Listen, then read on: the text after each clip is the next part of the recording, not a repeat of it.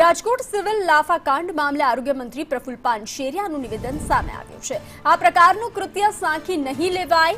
મહિલા ડોક્ટર સાથે પણ આરોગ્ય મંત્રીએ વાત કરી છે। ગેરવર્તન કરનાર સામે સાંજ સુધી કાર્યવાહીનું આશ્વાસન આપ્યું છે।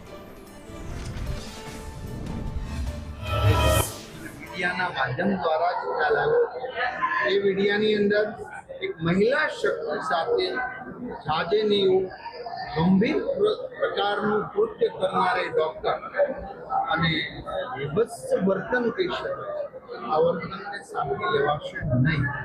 डॉक्टर्स प्रकारे बेन साथे मैं टेलिफोनिक बात 1.5 कलाक पहला करी।